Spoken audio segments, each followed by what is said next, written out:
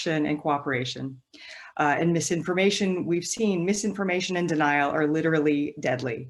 And that's true for the COVID pandemic, and it's certainly true for climate change. And how we talk about it matters. Originally it was called global warming, and then, climate change is sort of the more neutral term. More recently, we're hearing people talk about a climate crisis, and Scientific American recently signed on to a kind of a statement for other journalists saying, we need to call this a climate emergency and respond and speak about it appropriately using the appropriate words.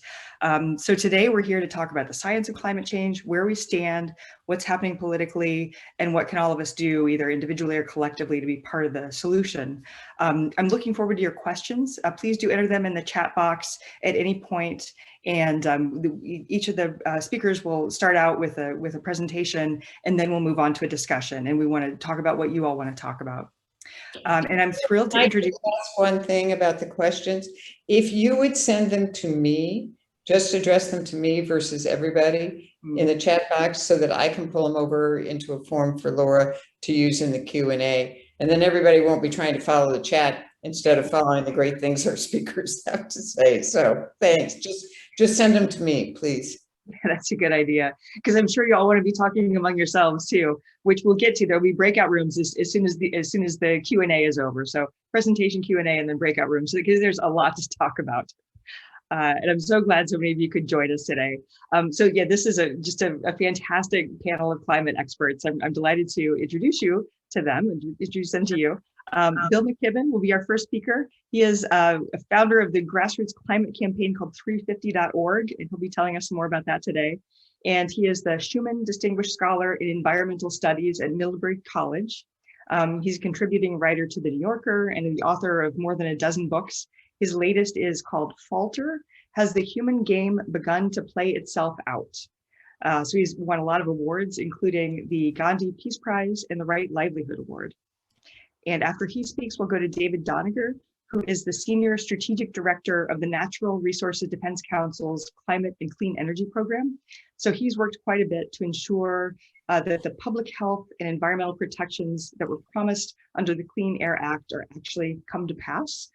He's pushed for that. He's also done a lot of work on phasing out ozone-destroying chemicals, and his work helped create the Montreal Protocol, which is the most successful global environmental treaty, or at least the most successful so far. We hope there will be more future ones that are even more successful. And he's represented the NRDC before the Supreme Court. He served in the Clinton administration at the Environmental Protection Agency, and now he's helping lead the NRDC's advocacy work with the Biden administration and Congress. So we'll hear from him some more about what's happening politically right now. And then Jessica Hellman is the director of the University of Minnesota's Institute on the Environment and the Ecolab Chair in Environmental Leadership. And she's also the Russell M. and Elizabeth M. Bennett Chair in Excellence in the Department of Ecology, Evolution, and Behavior in the College of Biological Sciences. And her research focuses on global change ecology, on climate adaptation, and the reduction of greenhouse gas emissions. She's led an important paradigm shift in ecology and natural resource management by showing that adaptation, which means finding ways to live with climate change, is crucial to the future of humanity, and just as crucial to doing that as slowing and stopping greenhouse gas emissions. So her research group has also shown the differences in the ways that populations respond to climate change are key to predicting and managing our futures. So we've got some great panelists. I'm really looking forward to the discussion. Please do keep sending your questions in, and we'll get to those soon. But right now, we'll start off with Bill McKibben. Thanks a lot. Well, Laura, thank you very much. It's a real pleasure to get to join you on this, because of course you really are one of the kind of legends in this work for those of us who are journalists, and powerful now to watch what an amazing job Scientific American is doing in putting this question front and center. I may be particularly impressed because, I wrote the first book about climate change for a general audience back in 1989. So there was a long period of time when there weren't very many other people writing and thinking about this and things. And it's a great, great pleasure to have that company now, and a great pleasure to be in the company of people from Mount Holyoke. I've been there a few times over the years to give talks. And in fact, the young women of the class of 1999 were kind enough to make me an honorary member of their class when I was there Today, if it wasn't 90 degrees here, I'd be wearing the sweatshirt they gave me. But it's a remarkable place. And the thing that I always took away from it was how how kind the students were to each other at Mount Holyoke. It always struck me very much when I was there that it was a place of great community. Let me say just a few things very quickly. David and Jessica are experts and will provide lots of depth. So let me give you just the briefest of overviews. The main thing you need to know is we really are in an emergency, the greatest emergency that human beings have wandered into as a species. We knew what was going to happen 30 years ago. I mean, the writing that I did in The End of Nature then, unfortunately, holds up now. When you burn coal and gas and oil, you put carbon dioxide into the atmosphere, its molecular structure traps heat that would otherwise radiate back out to space. The only question 30 years ago was how hard and how fast this was going to pinch. And the answer is it's pinched even harder and faster than we feared. So far we've raised the temperature of the Earth 1 degree Celsius, 1.8 degrees Fahrenheit. It doesn't sound like a great deal, if it's 85 where you are right now and 83 or something when this call is over, your body won't be able to tell the difference. But the planet very much can when you aggregate that kind of heat over a large area. Sometimes it's easier to use other units. The extra heat that we trap each day in the narrow envelope of atmosphere with the carbon that we've poured into the atmosphere, that's the heat equivalent every day of about 400,000 Hiroshima-sized explosions. And when you think of it in those terms, it gets easier to understand how we've managed, say, to to melt most of the ice in the Arctic. That picture of the Earth from outer space that was contemporary almost with your class at Mount Holyoke, 1968.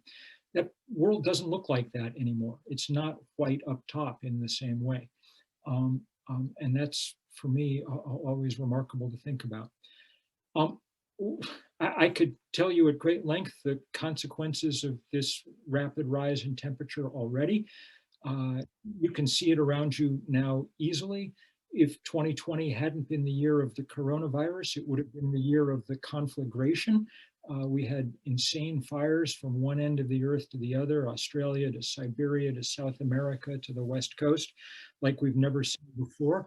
We also had the most active hurricane season that we've ever recorded, up to 30 storms in the Atlantic.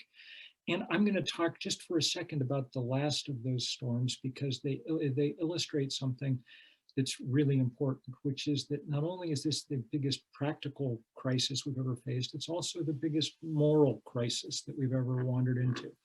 The last two storms of the year, Eta and Iota, we'd run out of letters in the regular alphabet and we're into the Greek alphabet, crashed into Central America about 10 days apart, about 10 miles apart. They were big storms for November, Cat 4, Cat 5 storms.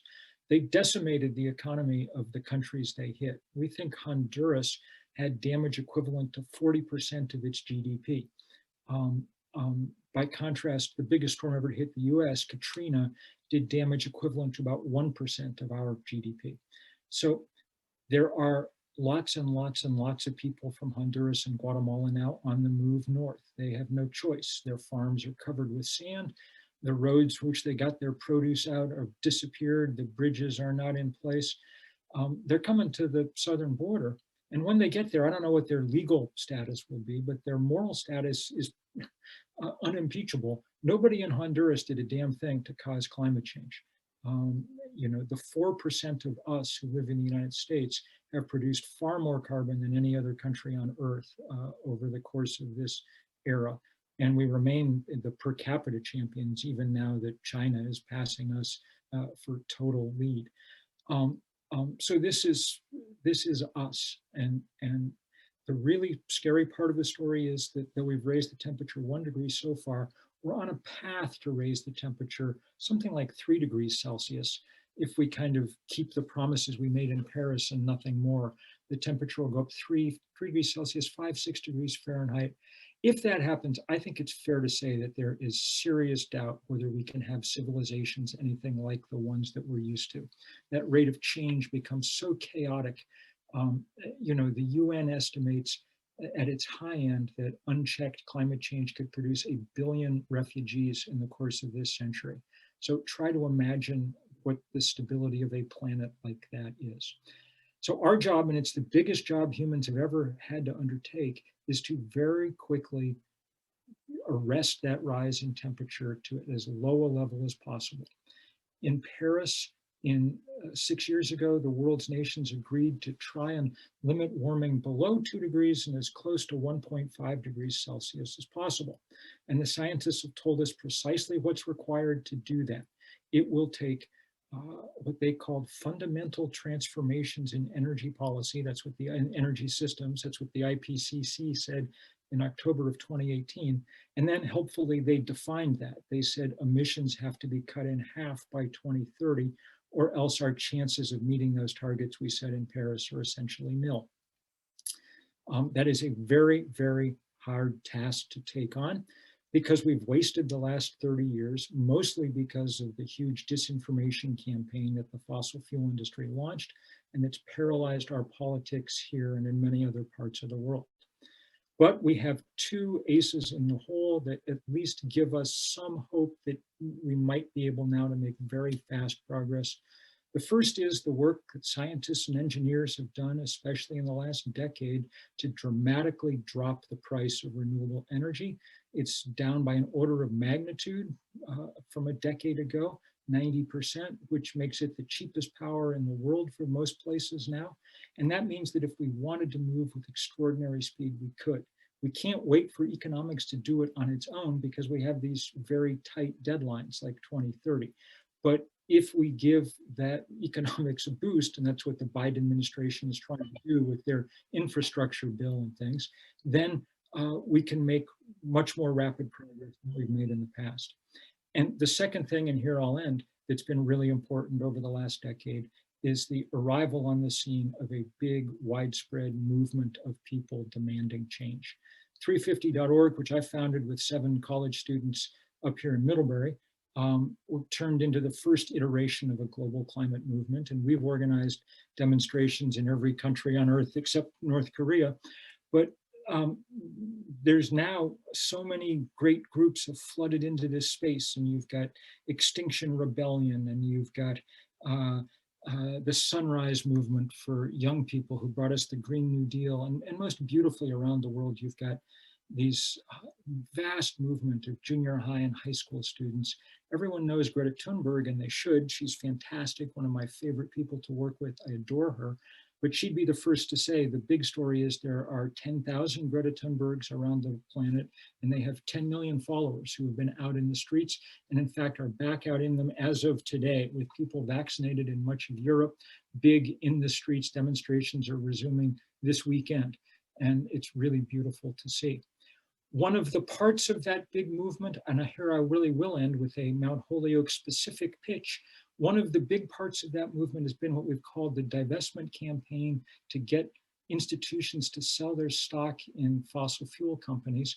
It's grown very large since we started it about a decade ago. It's now the biggest corporate campaign of its kind in history, with about $15 trillion in endowments and portfolios that have joined in. And it's working quite well. We can tell because Shell Oil, in its annual report a year ago, said that divestment had become a material risk to its business, which is good because Shell Oil's business is a material risk to life on planet Earth.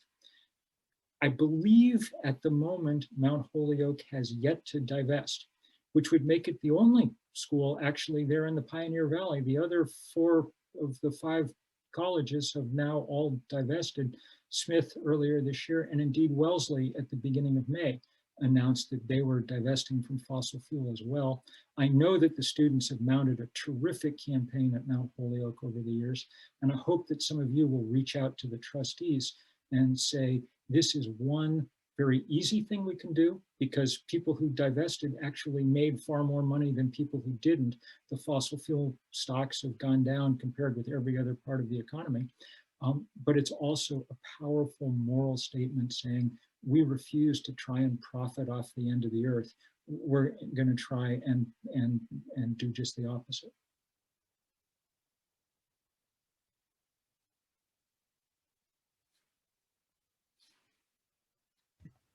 It's not a panel discussion until there's a mute error. Thank you so much, Bill. That was fantastic and a great way to start us off thinking about the big picture and what we can all do. David, thank you for joining us again, and we're looking forward to hearing about your work historically and what's happening right now. Well, thank you. Thank you very much for including me in this. Known Becky for a couple of decades. It's a pleasure to be here. And I'm going to pick up where Bill took us. The hour is very late. We're deep into overtime. We've made too many false starts. If we had acted, earlier, we could have acted more gradually, but now we must cut the pollution that drives climate change swiftly and sharply. Now, President Johnson, back in 1965, believe it or not, asked for air pollution legislation that would cover carbon dioxide because of the threat of climate change. And Congress passed that legislation in 1970, but it wasn't used until the Obama administration. I was part of an effort to get the law used, and the Supreme Court ruled that we were right. The Clean Air Act covers carbon dioxide like any other sulfur dioxide or carbon monoxide. They're all air pollutants. And if dangerous, they need to be regulated. So after an attempt by Obama to pass new legislation that ran aground in the Senate, as so many things do, President Obama started to use the Clean Air Act and other laws that were already on the books to set an initial round of carbon standards for vehicles and power plants, standards on methane emissions for the oil and gas system, curbs on super potent refrigerants called HFCs.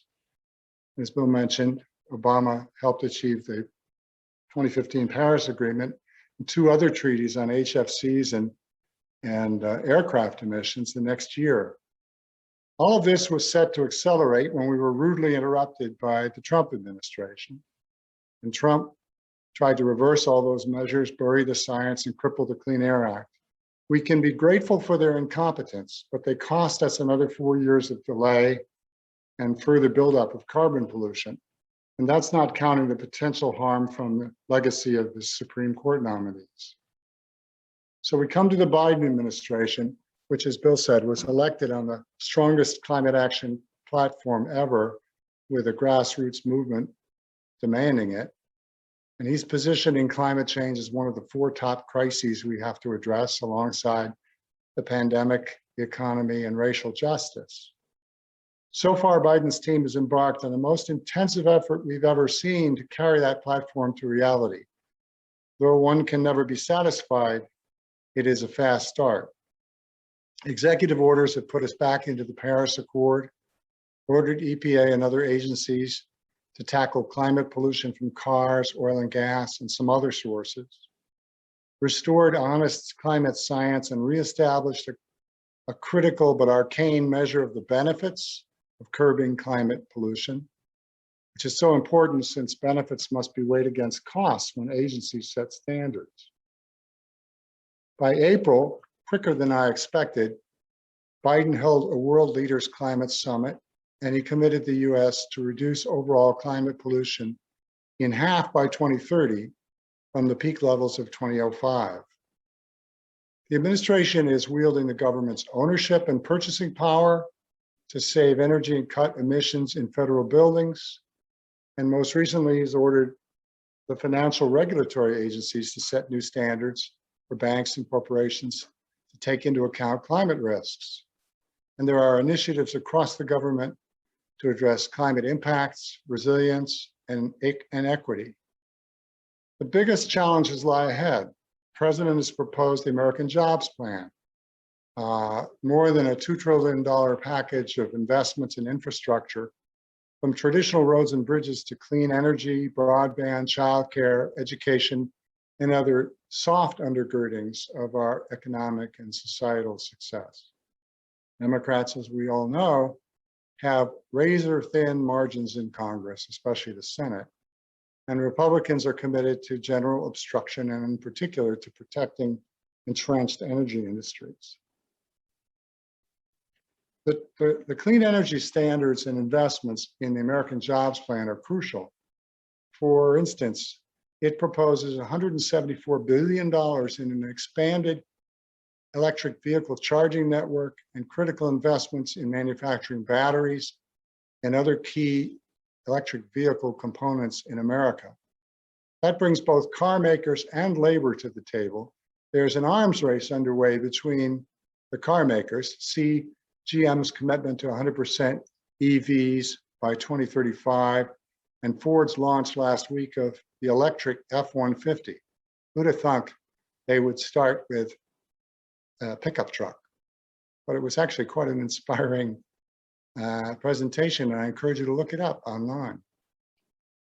The plan includes similar proposals to green the electric grid, long overdue investments in transmission to move power from our windy and sunny regions to population centers where most power is used.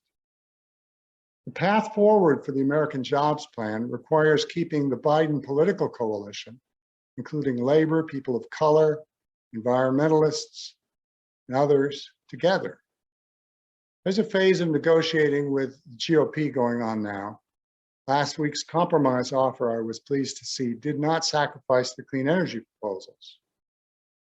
But that's not likely to go anywhere. And if it doesn't, we expect to see the Democrats move quickly on their own through reconciliation, a process that requires a bare majority in the Senate. Getting stuff done, getting checks and jobs and other clear benefits into people's lives is Biden's and congressional Democrats' best chance to beat the normal expectation of midterm losses. The American Jobs Plan, important as it is not enough. Biden needs to use the Clean Air Act and the other laws already on the books. They have started, as I mentioned, but more is needed. We need EPA and the Transportation Department to set standards that put us irrevocably on the path to zero-emission vehicles by 2035. We need EPA standards for power plants that, in accord with Biden's stated goals, reach 80% carbon pollution-free electricity by 2030 and put us on the path to 100% by 2035. The Biden administration hasn't yet made firm commitments to use the regulatory authority in these two critical areas, but we're hopeful. And we can't wait until 2030 or 2035. EPA has already proposed to phase down HFCs under the new AIM Act that NRDC and industry worked together to enact last year, the first new climate legislation in many years, and oddly enough, signed by President Trump, although I don't think he knew it. I don't think he knew it. It was in the big omnibus bill. EPA promises to propose oil and gas methane standards in September, and we need them to cut the industry's leakage at least 65% in the next 5 years, while we move beyond gas for America's power generation, home heating, and industry needs. We need higher DOE efficiency standards for light bulbs, air conditioners, and tons of other kinds of appliances and machines that will cut the demand for power. So much to do, so little remaining time, so knife edge the Congress, and so difficult the courts. But I like to call myself an optimist in a pessimistic setting. We cannot avoid anymore serious climate change, but it is in our power how fast and deep it will get. We have the power to save millions of lives, avert suffering for billions of people, avoid trillions of dollars in economic losses, and seize still a hopeful and livable world. Thanks. Thanks so much, David, for the straight talk and the optimism and the, there are things we have to do, and they're doable, and they need to happen, and we're on deadline here. So thank you for spelling that all out. And I want to turn it over now to Jessica Hellman. Thank you so much for joining us. She's got a really interesting perspective, particularly following up on some of the things Bill was saying about the importance of young people being engaged, really, really fighting for the future. Thanks so much for joining us. Thanks, Laura. It's really great to go last too, because I get to play off the thoughts and comments of my colleagues, Bill and David here. So I actually have a couple of photos I want to show. So I'm going to try to share my screen. Let's see here. You'd think by now we'd be really good at this. Okay. So I have a couple of additional thoughts that I want to throw in. Actually, before I do that, I want to look at you all first. I'm going to stop that for a second. I'll share in a moment. So I have three. Hi, everybody. Thank you, Susan and Becky, for the chance to be here. It's a beautiful day here. I'm also in Minnesota, unfortunately not up near the Boundary Waters. I'm in the Twin Cities today, but it's a beautiful day here, and it's really exciting to be with all of you. I'm really looking forward to the conversation we're going to have, because I can already see, and I've already scribbled down a bunch of notes of follow-up thoughts I have on what Bill and David had to say. So I wrote down 3 ideas I want to share with you all, and I thought they might build on Bill and David's comments. First of all, I knew that David was going to talk about the importance of rules and regulations and the progress that we're trying to make under the Biden administration in setting new ground rules and kind of laying the playing field by which we can actually make progress on greenhouse gas emission reductions. But I wanted to share with you also something that I think is quite important that I want to toss in the mix. And that is that we're going to need new tools and techniques for holding companies accountable for emissions. This is one particular tool I'm quite excited about, and that is next generation satellites. So images from satellites are making it possible to see who is actually emitting, where that emission is taking place, and how much emission is happening. This is an image of methane. David just referenced the need to shut down methane emissions out of the oil and gas sector and other sectors as well. But this is a picture coming from a drilling site in Texas. This picture was taken by a satellite company called GHGSat. What's amazing about these images is that you can zoom in really close, and it's actually possible to pinpoint the exact location of this emission. So colleagues and I, we've been working on this. We created a company that's taking this kind of information, figuring out who owns that operation, and then providing emission information to shareholders and investors. So that kind of accountability that goes along with rules and regulations is really important because it enables us to move capital. We need to move trillions and trillions of dollars away from bad actors and toward better ones. Bill talked about divestment as a strategy for doing that. This is an accountability component. Until we can shift that capital, we will not be able to see the large scale changes that we need. A second thing is that I wanted to remind all of us that we have to live with the greenhouse gases that we have already emitted. Bill referenced this, about 1 degree Celsius of warming that the planet has already experienced on average. And that warming is a driver behind increased heat waves, extreme events like the intensified monsoon and intensified fire seasons. And we're gonna need to, and we should, counteract those effects through adaptation while we're addressing the causes of climate change. And personally, I'm a bit worried that we'll use what we might call maladaptive strategies, like cooling urban areas with air conditioning that's tied to fossil fuels, or irrigating agriculture with fossil groundwater, or protecting coastlines from rising sea levels by hardening them with infrastructure. And I'd like to really see us use, and I think we need to create programs and activities to incentivize natural solutions, like greening to reduce urban heat, wetland reconstruction to recharge groundwater for irrigation, and coastal ecosystem protection to minimize damage from storm surge. So doing this adaptation and being sure to avoid maladaptation, I see that as also important right alongside of stopping climate change. And thirdly, as Laura referenced, I do want to say something about working with young people. Here's my young people picture.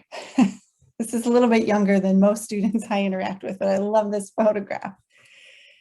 I'm a college professor, and I do have the benefit of every day, even over Zoom while we've been separated during the pandemic, of interacting with a lot of college age and sometimes younger folks.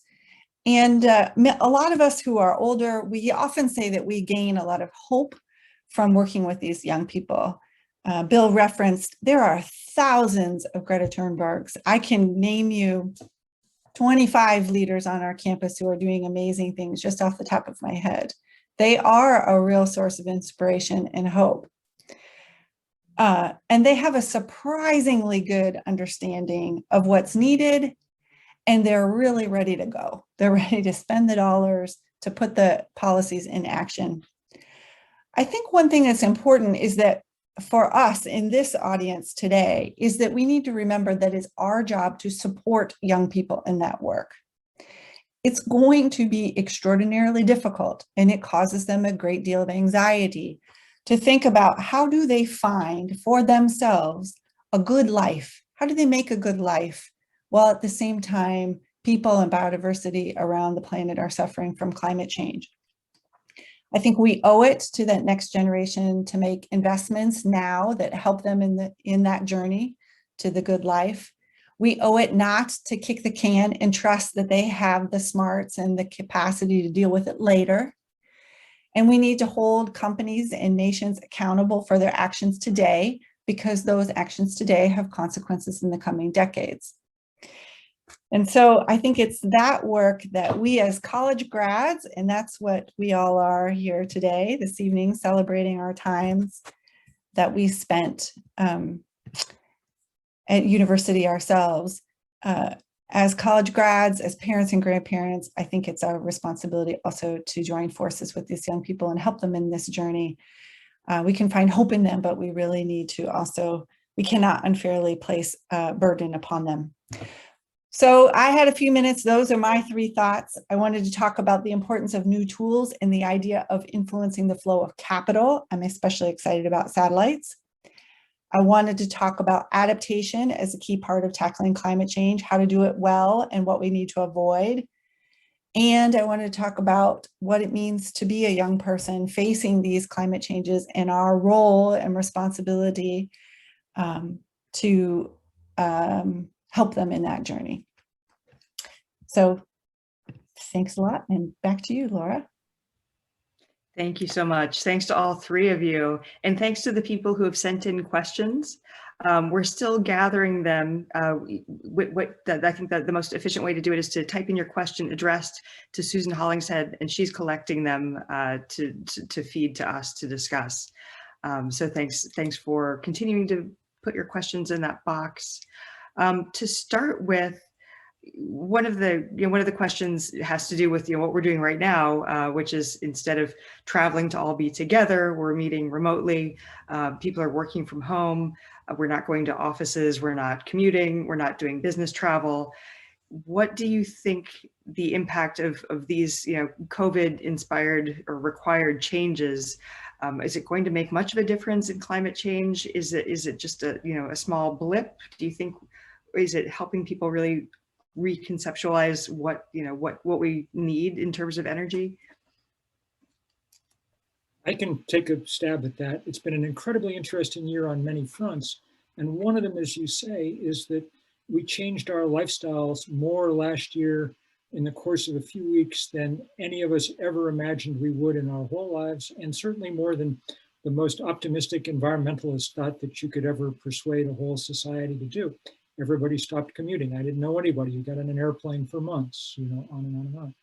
And it did cut emissions. What's interesting really is how little it cut them. We think that at the peak, emissions, David probably has better numbers, but emissions were down 10 or 12%, something like that. They've mostly rebounded already. What that indicates to me is a very useful lesson, which is that there are strong limits to what we can accomplish through individual action. Because people are good-hearted, they always default to thinking, what should I be doing, in my house? And I'm very proud of the solar panels on my roof and the electric car they connect to and stuff. But I do not try to fool myself that that's how we're way past the point where we can make the math of this thing work, one Tesla at a time, one vegan dinner at a time. The most important thing an individual can do is be less of an individual and join together with others in movements big enough to start changing the ground rules. And I want to follow up just for a second on something that Jessica said, which I think is so important. 10 or 15 years ago, maybe less, if we've been having this conversation, people would have been saying, oh, well, kids today, they're so apathetic and they're not joining.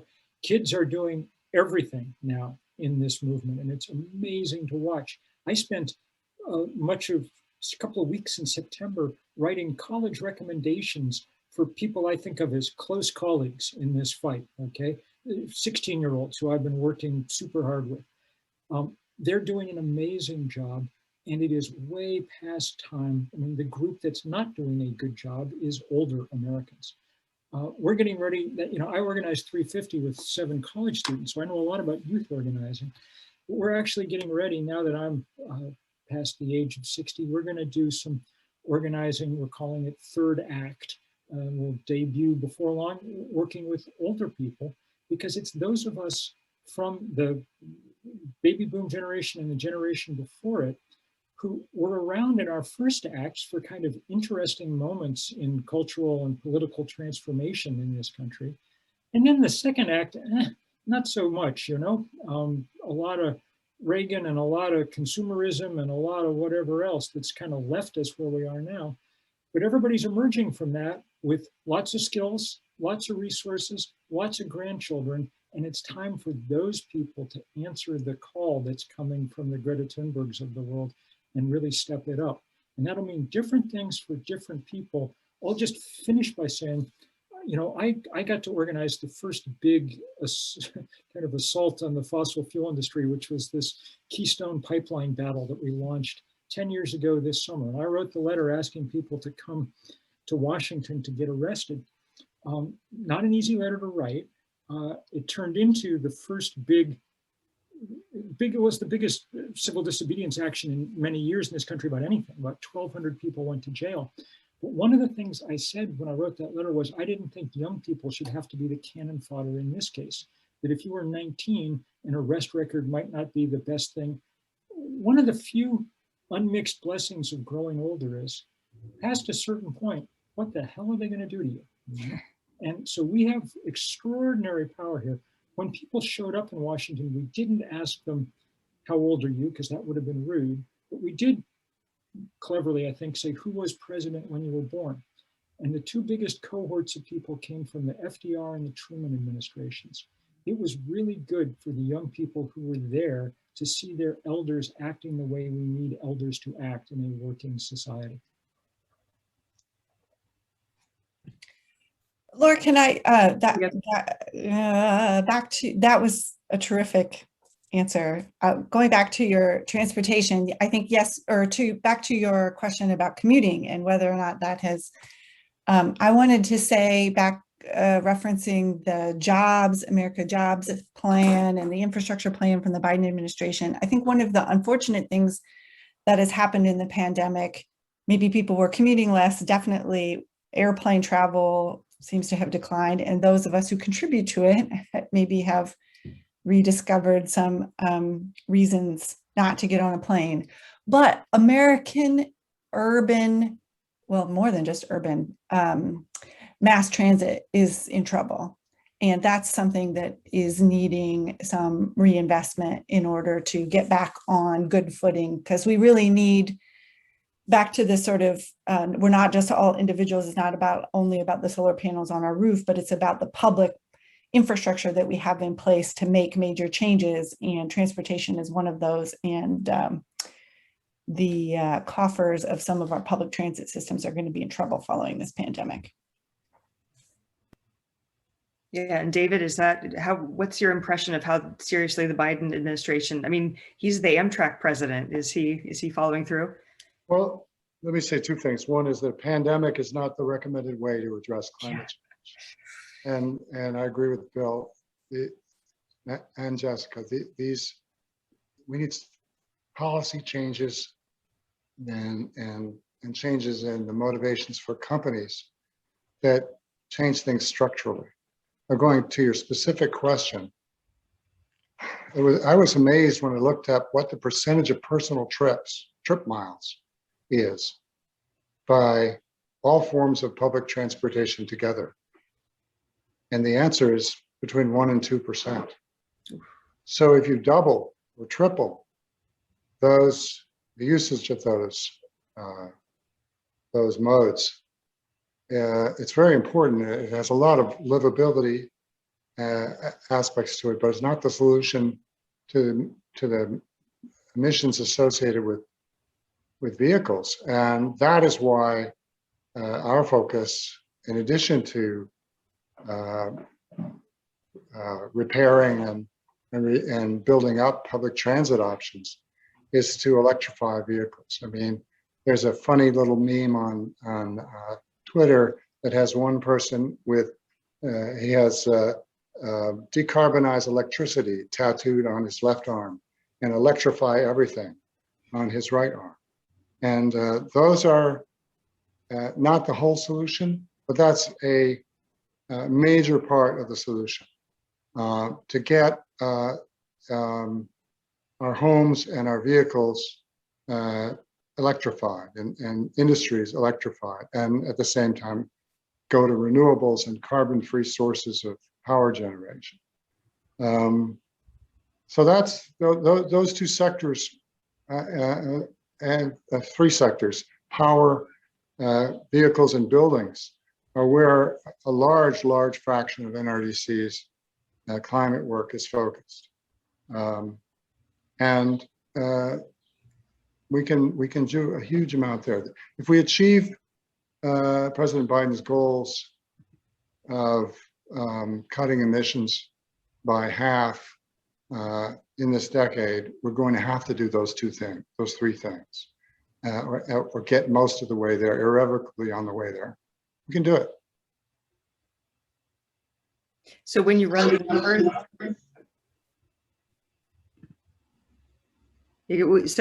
numbers, those three are far and away the most consequential changes. Yeah, and I mean, everything is, look, we have a problem. We have to get to zero. We actually have to get to negative emissions, start sucking carbon from the air. So there's nothing that's too small no corner that's too small to clean up. We have made, you think of the refrigerants are only a couple of % of the problem, but worldwide they're growing super fast because people in India and China and many other countries are both facing higher heat, and they're urbanizing more, and they have the money to buy air conditioning. So it's so important what's in that air conditioner and how energy efficient it is.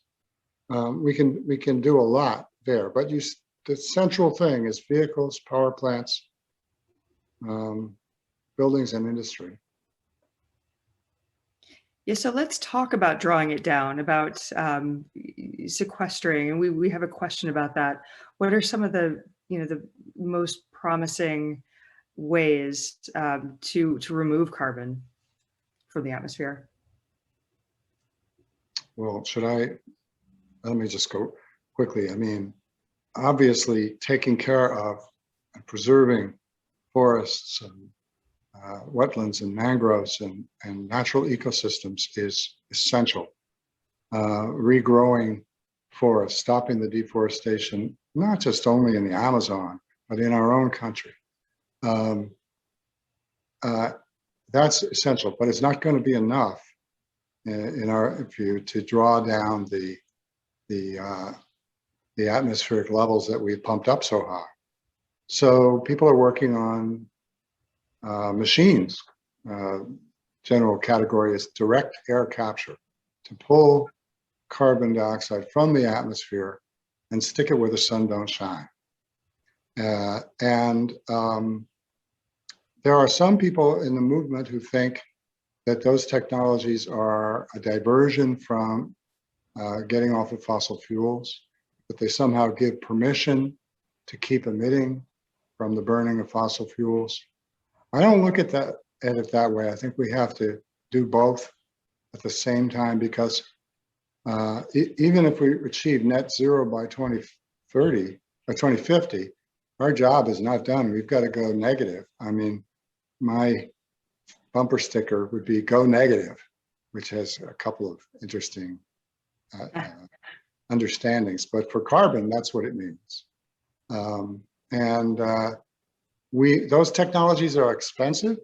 They just like batteries and renewable technologies, the costs can be brought down by technological development and experience, and investment by the federal and private governments. And I mean, I think we just have to. We have no choice but to find the maximum natural and mechanical removal of carbon from the atmosphere, and to develop those technologies at the same time that we're doing our best to replace current emissions with renewable technologies and so forth. Jessica, some of your research looks at that too, at adaptation measures that sequester carbon as well. Yeah, I think, and also hearkening back to the strategy that the Biden administration is taking on tackling climate change, which I think is smart, in the sense that climate change is not, even though we say it's a crisis and emergency, it is the greatest challenge that humanity has ever faced. It is not a standalone issue. It is and can be, should be coupled with all the other concerns, socioeconomic, environmental concerns that we have. So one of the science is still a little unresolved on this, but one of the great possibilities for carbon sequestration is in American and other soils, in the practices of farmers, also in forests and other natural ecosystems. But you see some amazing statistics. I should know them off the top of my head, but the percentage of, it's an extraordinarily high percentage of American farmers who rely on a secondary income are not able to make a lively, pay the bills, so to speak, by farming alone. So thinking of there aren't big margins in agricultural commodity production in many cases. So how do we incentivize changing farming practices that enhance carbon storage and make that more financially lucrative? I mean, there's a need there for farmer livelihoods. How can we couple that with a strategy of carbon sequestration? There's a lot of possibilities there, not to mention also providing incentives for incorporating renewable energy. That's already happening in agricultural landscapes alongside of farming. So that's one.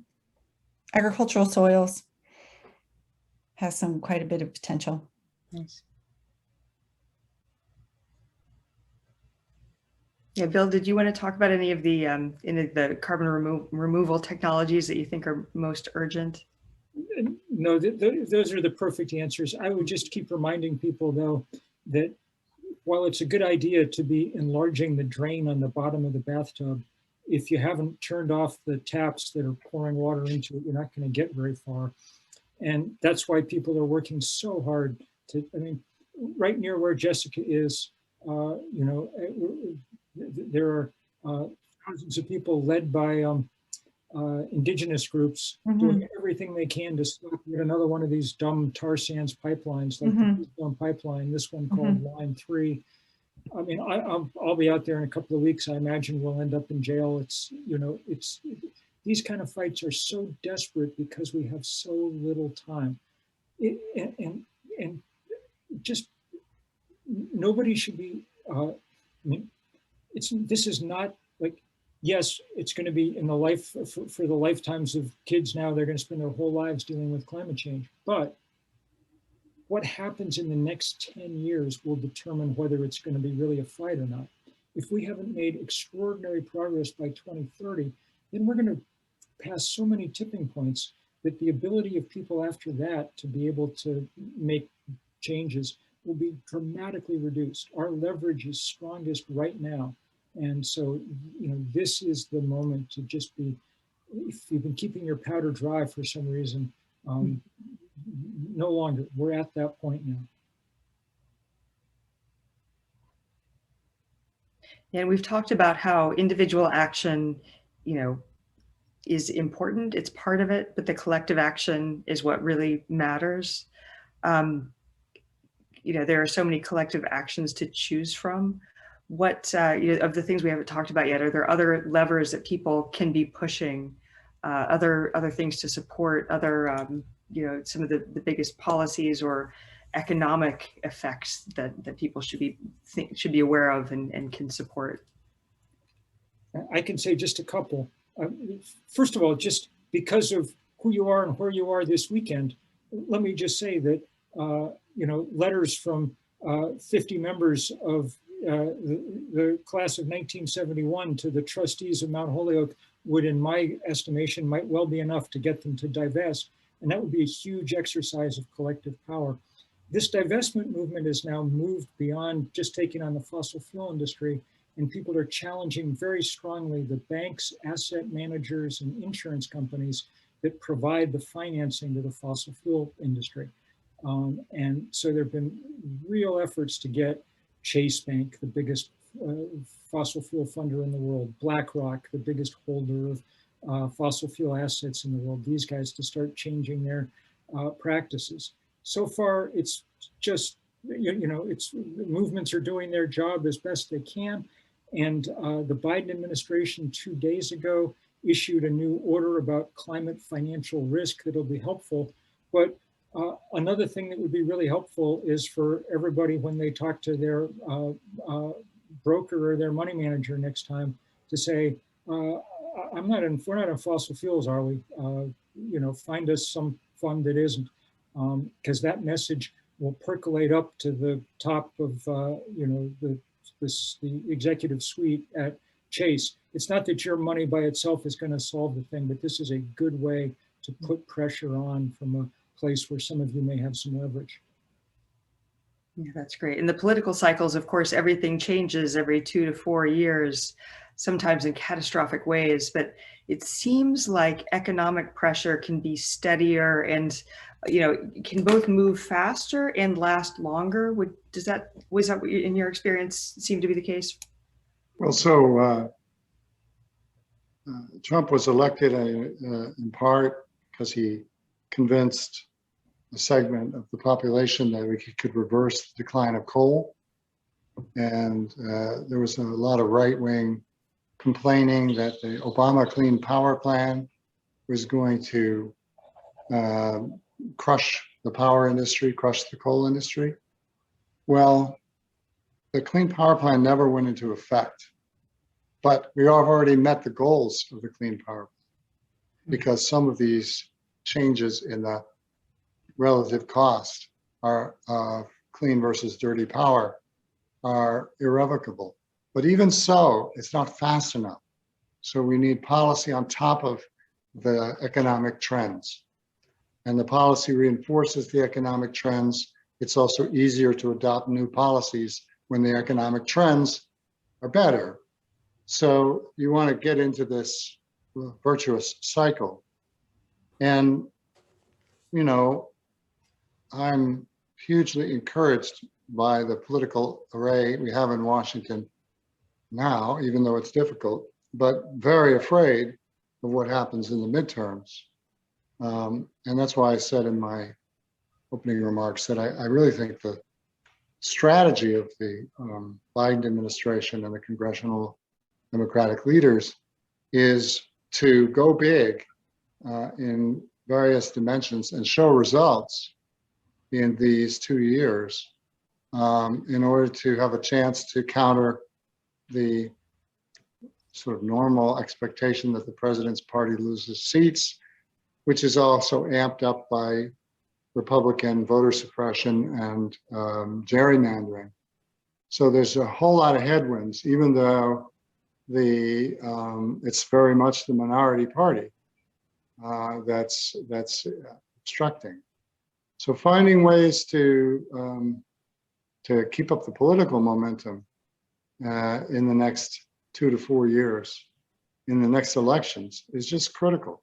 If we can get some continuity, you know, in the George W. Bush years, I was visited at NRDC by a delegation from the Chinese government.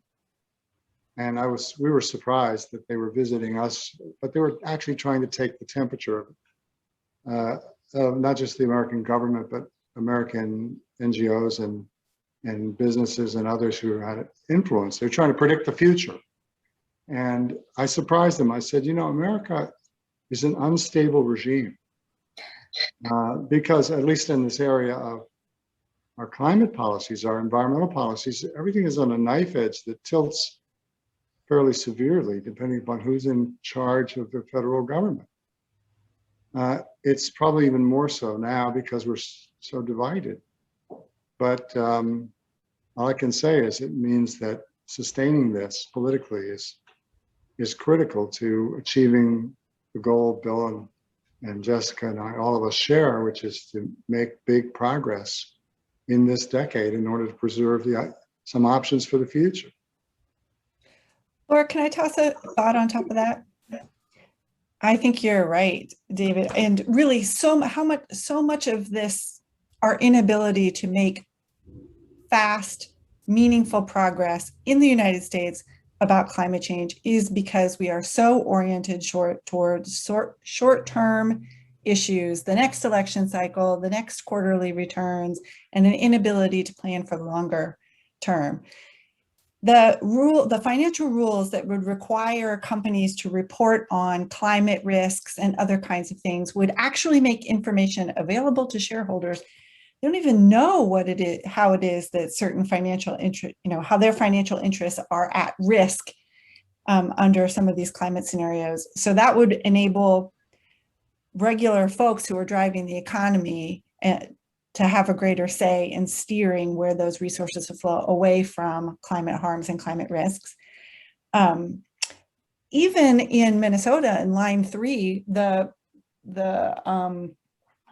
is a lawsuit pending about the construction of Line 3 that has to do with long-term demand for the oil flowing through the pipeline. So Enbridge says that it's obvious that there are people who want to buy this oil, so therefore we need the pipeline. But are there people who are going to buy the oil in the long-term horizon? What is the long-term demand for these resources? And should we be making investments in long-term issues? And the other thing that struck me when you were speaking, David, thinking about some of our college students who come in and we're teaching them about environmental policy, we teach them about the IPCC, we teach them about the Clean Power Plan. And those of us, like I remember learning about the Clean Air Act, the Clean Water Act, the Endangered Species Act, back when government, including Republican government, was able to make big long-term policy decisions that enabled us to make decisions that were in the public interest for a long horizon. And young students today, there has been there's no government policy work that has taken place in their lifetime that's of anything on that kind of magnitude or involves that kind of long-term planning. And so we talk about, I say, oh, well, in the United States, we have these really powerful environmental laws. You'll get from them a kind of an eye roll and say, well, that was the 1970s, we haven't seen anything like that. That's what we need for climate, but it doesn't seem feasible. It seems like we've become much more focused on the short term. I don't know, maybe that's a bit pessimistic, but we have this notion that in the United States, we can make these kinds of regulatory decisions if we want to, but we really haven't in the last several decades. Yeah, I don't think it's solely a matter of short-term versus long-term. There's something really malign about the motivations of many of our, it's Saturday, so I can be partisan, about one of our parties. It's, it's so obvious in the last few years, last few months in many dimensions. But that party is beholden to old school energy industries in a very fundamental way, and they're not looking for a way out to, broaden their base. They're contracting and fortifying around a narrow set of grievances and so on. But the people like McConnell and other leading Republican politicians are playing those since the Tea Party movement. They've been playing those impulses on the part of the base, but to protect certain industries. And I don't know that you think of it as that they do it and then they get political fundraising support and so on and so on, but they could easily adopt a strategy of diversification, and they don't do it. So it's very difficult to figure out how we get the Republicans out of the cul-de-sac that they're in. Because you're right, Jessica, back in the 70s, those laws were passed with on a bipartisan basis by parties that overlapped, where there were conservative Democrats and liberal Republicans. And we've all pulled apart the way chromosomes do just before cells divide. I don't know the solution other than, frankly, to beat them sufficiently that they have to change, or a new movement arises that represents, let's say, the more progressive and the more centrist elements of our country, the left of center and right of center, but not the far right. End of rant. One thing that seems to have gotten a bit better recently is there's still a hardcore far-right denial that climate change is real. A lot of conspiracy theories about it. Apparently, we're all making a lot of money by going on events like this and talking about it and dedicating our careers to helping people understand it. But it seems like that segment, certainly of the population, is shrinking based on all kinds of surveys, and the proportion of people who say climate change is serious and I want policies that address it, that seems to be growing. But of course, there's a disconnect between that and the policies that the politics and policies that actually happen. So you've all been involved in educating and advocating and in communicating about the climate emergency. So what do you think has been the most effective strategies? And are there things for people in the audience, are there things they can do in their communities, as they encounter people who either deny that climate change is serious or just don't want to deal with it? Like, what are some advice you can share about how we can go out and help advocate and educate everybody in our own networks?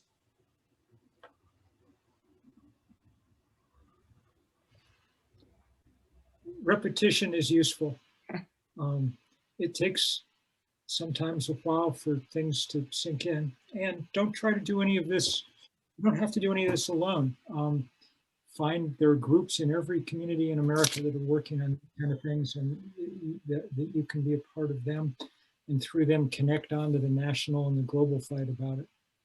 And I will say, since it's free, I feel fine saying that I do a free climate newsletter every week for the New Yorker called The Climate Crisis. And if people want to sort of keep track of how the debate is going, there's worse places than that just to have a kind of series of links to stuff.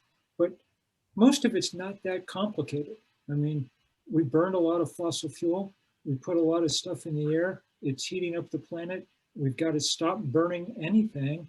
And I mean, if you want to, I mean, the problem is that we're burning things. The solution is that there's a, 90 million miles away, there's a big burning ball in the sky, and we now know how to harvest its energy from the sun and from the wind to do what we need doing.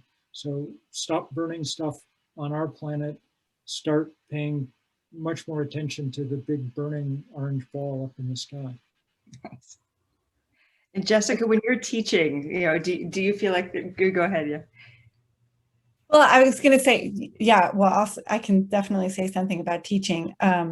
Though sometimes when we're teaching in the classroom, we have students who are coming to us who are eager for information. I have often found that talking to public audiences and talking to students is quite different, especially in the environmental sciences. Like my duty to what I'm trying to achieve with my students is often quite different. I like the repetition that Bill says. I think there are a lot of similarities. It's been fascinating to watch the vaccination and the COVID conversations. You can see the camps begin to develop, and you can watch the sort of vaccination, the pro-vaccine people saying, oh my gosh, those anti-vaccine people, what's wrong with them? We'll just tell them that they're making a mistake, and how could they be so dumb? I think actually in the climate community, we tried that and it didn't work. And I concede that a viable strategy could be to just fight the fight and win, and that there are opponents and you take up one side and you do what is politically needed to win. In my particular position, that's not my role in the sort of climate conversation that we're having. So I do try to spend quite a bit of time trying to build coalition and sort of bring people along in a public university setting about what do we know, what do we not know, what are we actually still trying to figure out, what do we well understand. So there's a lot of effort I put into sort of clarifying, well, actually we do understand that quite well because of this, or that's an interesting question. You're right. We really are still understanding how hurricanes are affected by climate change. Giving people some credit about what they do know, really leaning into many people are naturally inquisitive. They do really want to understand how the world works, and not falling in, doing your very best not to fall into these traps, these sort of tropes about who's right and who's wrong and which team are you on. And I don't know that any of that in the end will be successful, but I have found that I've had more fruitful conversations by listening as much as talking, asking questions. Hey, did you know this? Hey, a cool thing about electric car, it's really quiet. And also, I don't have to pump gas when it's snowing. That's awesome. These kind of creative ways of trying to build shared values and shared appreciation, and also a desire to build a better future, right? We all share a common interest in flourishing and seeing our kids do well and our grandkids do well. So I try to lean into those things. Nice. So lest I sound like, just blue-red. I didn't mean to portray you that way either. Well, unless I sound like it's just blue-red conflict. I mean, I've worked a lot, and NRDC works a lot to build bridges with companies where you can, and with labor and other interests where you can. And I've got a 35-year history of working with the makers of the chemicals, first the CFCs, then the HFCs. Hey, it would have been better if we could have banned those chemicals quickly, but we couldn't. And we were able to get a coalition that spans from NRDC to the US Chamber of Commerce, believe it or not, to support the legislation that passed last year to phase down the HFCs. And we keep looking for partners in the power industry and the auto industry. Most of these industries are split in that they're running businesses, even though they've got the incentives of quarterly profit reports, they're running businesses that are running on investment cycles of half a decade or 2 decades or more. And they knew the Trump administration wasn't didn't have a sustainable path back to the good old days of coal and oil and gas. So they started to change. And even in the Trump administration, those industries were split in reaction to his efforts to roll back regulations. And I really recommend people look at the launch event online for the Ford F-150. That truck is the most popular vehicle. It's the single, there's 800,000 of them sold every year. No other car model or truck model is close. And they've shown that this thing will, accelerate faster, haul more, charge your tools up on the work site. They even said it will run your home for 3 days during an ice storm in Texas. That is literally what they said in this launch event. So they are looking at a demographic that isn't entirely on sides with us. And those are the kinds of things, those are the kind of opportunities we have to look for and work with companies where we can. Nice. So we have a bunch of questions from the audience. One of them is sort of a personal question. How big a difference can it make if people really adopt a vegetarian diet or vegetarian during the weekdays?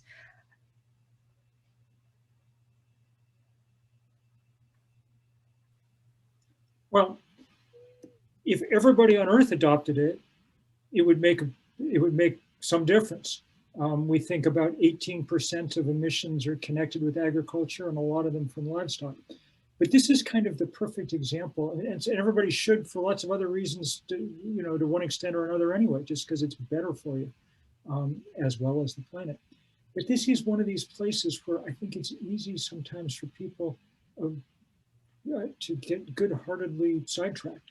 We have like 0.5% of Americans who are vegans at the moment. And if we did an extraordinary amount of work, we might be able to get it to, we might be able to double, triple, quadruple, quintuple. We might be able to increase it by order of magnitude. And it still wouldn't be a big enough number to show up in, it would still be a rounding error in the amount of carbon going into the atmosphere. On the other hand, if that 3 or 4 or 5% of people were deeply engaged in the political fight to, say, put a price on carbon, the effects, among other things, on big agriculture would be enormous. And they would have to start changing policies and practices right away because their business runs on dirt cheap fossil fuel. So it's kind of the perfect example of how, on the one hand, it's a perfectly good idea to do things in your own life, but don't become distracted by it. When I used to tell, the way I used to explain this, sometimes people would say is, it's a very good idea to screw in a new light bulb in your house. Why wouldn't you? It saves money, you get just as good light, whatever. It's a very good idea to screw in a new light bulb, but really it's more important to screw in a new senator, because in the end, that's going to your actions will be, the leverage is much, much greater.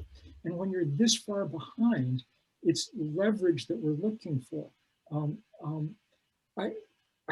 One of the things, since I started writing about this so long ago, one of the things I have to avoid doing is saying, oh, if only you'd listened to us then. Because, 30 years ago, there were lots of plausible strategies about how we were going to make small shifts, cultural shifts, and shifts in economics and things that would have gotten us a long ways. But since we didn't do those things, now we're at the point when really it's only things that have a lot of leverage and scale actually are going to make a difference at this point. And I think that's right. I think livestock, especially when you look at the agricultural footprint of agricultural contribution to greenhouse gas emissions, a lot of it can be attributed to livestock production. And there are some very worrying trends, including increased meat consumption, in various parts of the world that would impose a significant additional sort of debt, if you will, on the amount of greenhouse gases that would need to be cut. However, I endorse Bill's sentiment that it's like the perfect example of what you individually are supposed to do, and that can actually distract us from the collective action and the sort of systemic change, like a carbon price, that would actually enable that kind of change. However, there is a really interesting psychological research that shows that there is an intersection point there. And that is that one of the things that keeps people from taking action, including collective action in response to climate change, is because they don't feel agency and they don't feel like, what am I supposed to do? What can I do? And if not eating meat during the week helps you feel like you're contributing, even if it's a tiny little bucket, drop in a bucket, and it causes you to engage in conversation with your neighbors and get more invested in this issue, then you should do it. And it doesn't, if you want to, have a Garmin watch, and I'm a runner, and it makes me feel good about myself that at the end of the week, I hit my weekly mileage. It doesn't really, if that keeps me in the game, great. So I think the power of changing your light bulbs, of buying an electric vehicle, whatever it is, if that engages you in a conversation, is worth it. So that's where I tell people, go for it. Not because you have to, not because we're going to add it all up, but because you can, and you have a role to play too. And when you get involved in it, that's where we'll see collective action happen. I bet, Bill, you don't disagree with that. Yeah, that's a big part of the battle is energizing people and making everyone feel invested and deputized and part of the solution. Yeah, and so I think there's just time for one more kind of round of statements. We've talked about lots of things that people can do individually or collectively. Are there any final kind of bits of inspiration or advice or final thoughts or things people need to know that you want to share with this group before we turn to the closing comments from our organizers? I will just say that Mount Holyoke has an endowment of $789 million, okay? And the people who are on this call are sufficient, I would guess, if they worked together and pushed, to, in the course of a few weeks, take that large sum of money and the institutional prestige that goes with Mount Holyoke and take it from the side of we're investing in fossil fuel to the side of we want nothing to do with the people who are wrecking our planet. And that would be a huge statement, just like it was from Wellesley and Smith in the last 6 months. David, you want to go next? We'll go in the order of the Well, initial I don't disagree with that at all. I'm focused on the political battles in our national and state governments. So being engaged, and probably on many issues, many issues, your interests align with climate interests. And I'm sure that Holyoke graduates are, many of you are engaged, but look for opportunities to support candidates and also to offer support for elected officials who are taking the right positions, push those that are hesitant. I heard somebody here say that mentioned the temperature in Phoenix. Well, Arizona is a very important state right now. It was terrific that you elected a second Democrat. Kristen, I'm not going to get her first name right, but Senator Sinema is, she's an important swing vote along with Senator Manchin. Neither one of them, both of them should be encouraged, and there should be some tolerance for their need to explore bipartisanship. And God bless them if it works. But find ways to encourage them to move forward with reconciliation on the big American jobs plan if that quest for bipartisanship doesn't work out.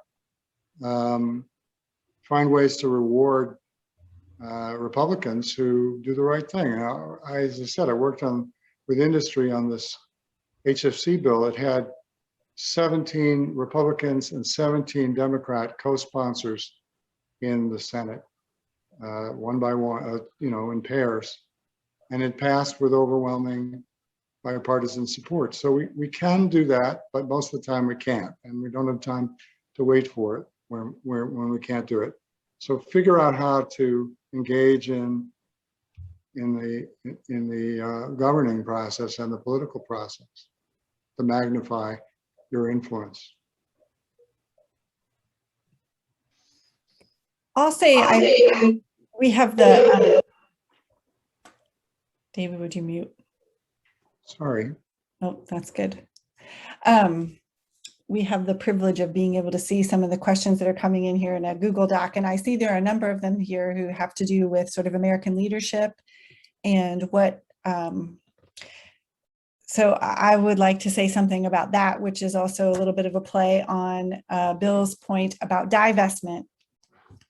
And I really think that there's hope, and I hope that as a country we can recognize that there's a lot of opportunity in investment in infrastructure, investment in people, investment in job training, investment in economic transition, investment in carbon neutral technologies, and that achieving a sustainable future, one that is carbon neutral, is actually a strategy of economic competitiveness. And that if as a country we want to demonstrate American leadership in an economic sense, we need to get our act together, and we need to get together fast. So yes, we need to stop climate change and we need to reduce our greenhouse gas emissions. But the Germans have just decided, it looks like a couple of days ago, that they're going to increase their climate targets to be carbon neutral by 2040. They're going to win the sort of the race to carbon neutrality and economic prowess in that space. And we as Americans are going to be sitting back here arguing about whether or not climate is real. So I personally am most enthusiastic about sort of leaning into the benefits of economic transition and the sort of global competitiveness, and want to see our country make investments in our future for the benefit of everybody. Wonderful. Thank you so much. Thank you to our speakers, to Jessica Hellman, Bill McKibben, David Doniger, for talking with us tonight, and for all the work you've been doing for climate advocacy and for helping us do the right thing in the future for ourselves, for the ecosystem, for future generations, for the planet. And thank you so much to Mount Holyoke. Congratulations on your 50th reunion. And thank you to the organizers. And we'll send it back over to Susan Hollingshead and Becky Rahm to move you all to the next event. And I hope you have a blast at the rest of your reunion. Thank you. Thank you all sincerely. I know it's taken a lot of work and a lot of effort to put this panel on, but I think all of us here really appreciate what you've done, not just tonight, what you've done for the last way many years. Thank you Carol, so much. Carol, do you want to talk about, or Becky, the breakout groups? Yeah, I was just going to thank everybody for participating. It's really been a fun evening, and we are going to have breakout groups after a 5-minute break. And I think, Carol, you will explain to everyone how the class of 71 can join breakout groups. Sure, if you give me a minute.